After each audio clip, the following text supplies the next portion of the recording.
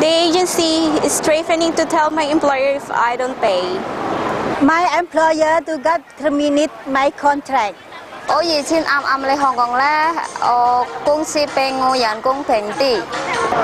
wish the Hong Kong government will allow the leave-out arrangement for the domestic helpers.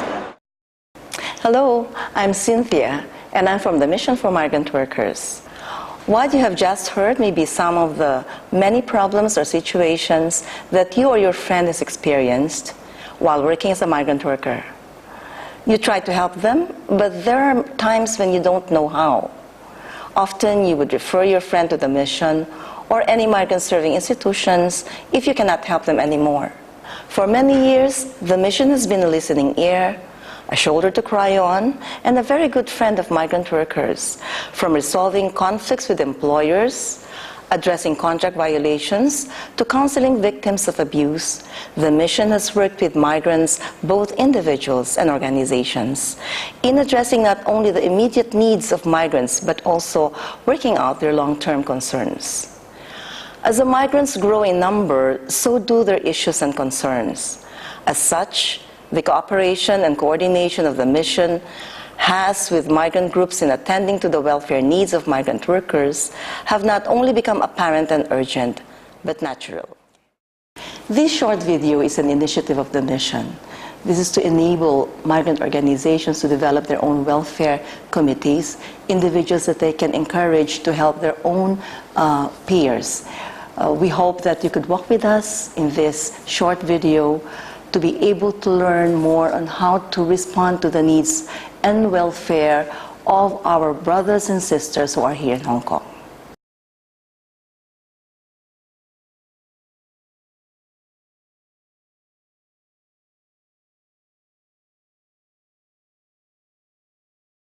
Welfare pertains to the total well-being of a person, in this case, a migrant worker.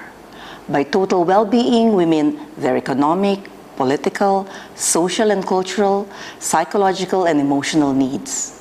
Welfare is a practical and daily need of a migrant, whether in crisis or not. When the crisis worsens, the need to respond to their condition becomes more urgent. What are the different welfare needs of migrants? Let us hear some of our migrant friends.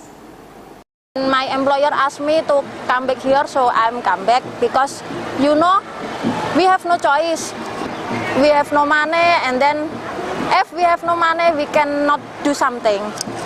We cannot buy something, and then actually for it, so I'm come back.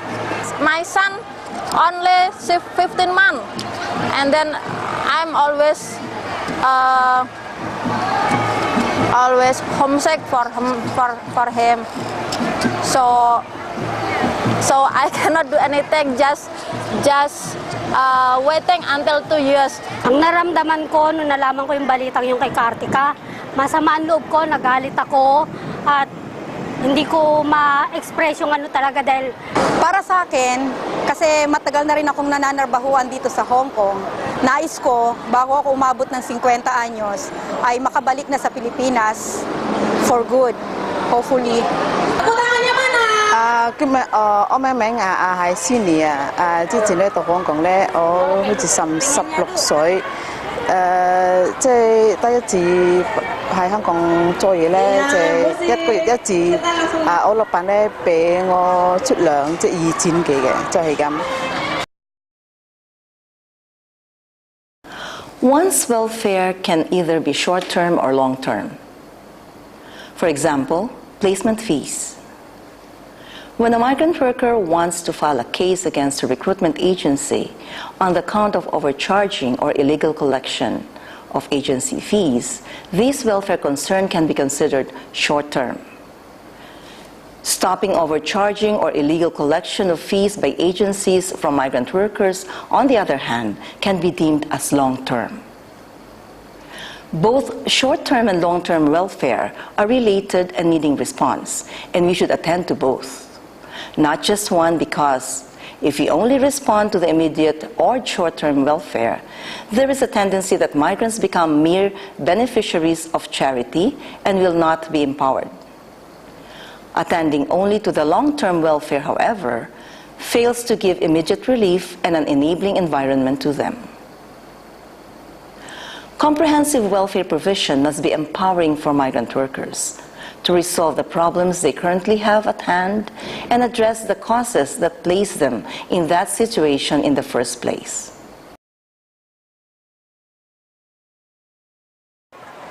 Saya di sini bekerja, saya di sini bekerja dan mengikuti suatu organisasi. Mungkin saya mempunyai suatu problem atau kawan kita yang punya suatu problem. Biasanya kita bekerja di sini pertama kali tidak sesuai dengan kontrak atau tidak diberikan apapun sama majikan. Kadang-kadang tidak dikasih makan atau gaji yang tidak sesuai dengan kontrak yang ada di sini. Kita memberikan suatu solusi atau memberikan ucapan yaitu pertolongan bahwa itu tidak sesuai dengan kontrak. Kita bisa mengajukan ke labor dan di labor di situ juga kita bisa memberikan suatu tempat di mana mission itu adalah persatuan buruh yang punya suatu masalah. Di situ nanti kita bisa membantu masalah kawan-kawan buruh migran yang punya masalah dengan kontrak itu tadi. We like to make our organization just like their own home and like their own family. Bilang nag-uumpisa sa organization is more on socialization kami like birthdays, lunch together, para mas maengganyo naming mag-stay yung mga new members, mag-stay at maging active. You must be wondering, how can we help our fellow migrants? How can we provide welfare? Guess what? You are already doing welfare work. When you're helping a fellow migrant with her problems, when you try to comfort her in her time of need, when you hold activities to keep the spirits of the group high and consolidate them, when you protest for wage hike or more protection, all these contribute to welfare work. As migrant workers, you can easily identify the problems, needs, and concerns of your fellow migrants. Being with them and working with them, you get the first-hand knowledge of the problems they face, whether they are members of your organization or not. Responding as an organization to welfare helps develop collective spirit among migrants. It paves the way for their appreciation and embracing of the importance of working together.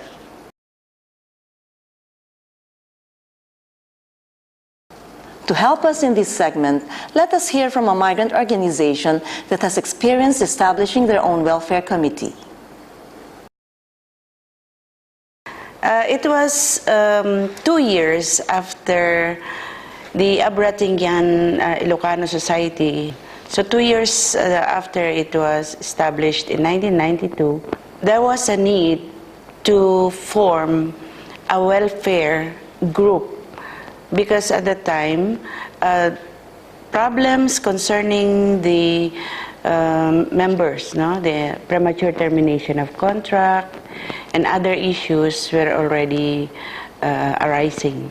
There was no training, there was no idea at all how to address, the concerns, the problems related to employment, related to police matters, or even personal issues. And that is the reason why we had to, we decided to have that specific separate welfare group. We formed the Abra Migrant Workers Welfare Association, or AMWA. At the time, I was not a member of the ATIS yet, but it happened that my sister-in-law just had her contract terminated also 3 days after she arrived in Hong Kong. And I had no idea what to do. And I heard about the ATIS. So I approached them and I asked, what should I do about my sister-in-law? So they just referred me to the Mission for Migrant Workers. They actually suggested, why not have your own group? The mission suggested at the time.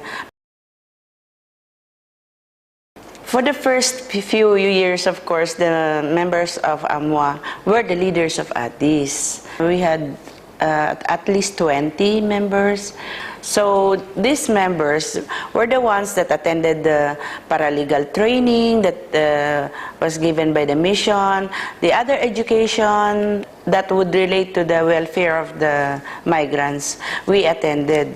It was the mission that really guided us on the needs analysis. We had regular monthly meetings, and that is how we assessed the needs also from the members' point of view, from the members of the organizations. A welfare committee is very important in an organization, especially nowadays, because there are so many problems, issues, insecurities in the employment.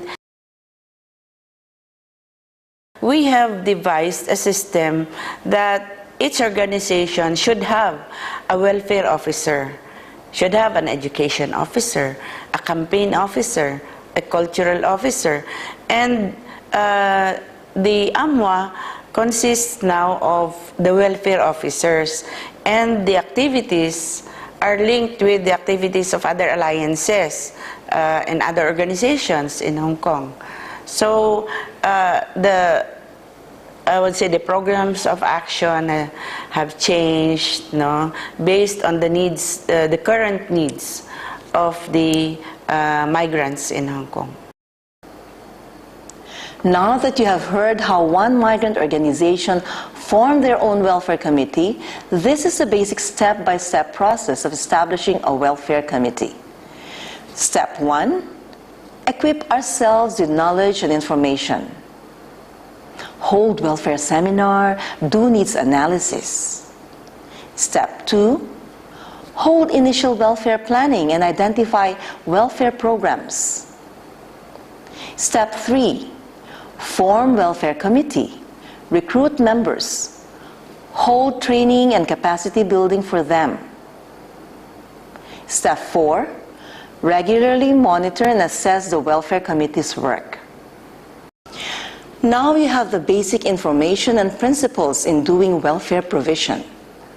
Always remember, though, that while welfare work is an important part of your organization, its success and continuity depends on your group's other works such as campaign, education, networking, socialization, among others. Welfare is only one of the many components that make the organization work.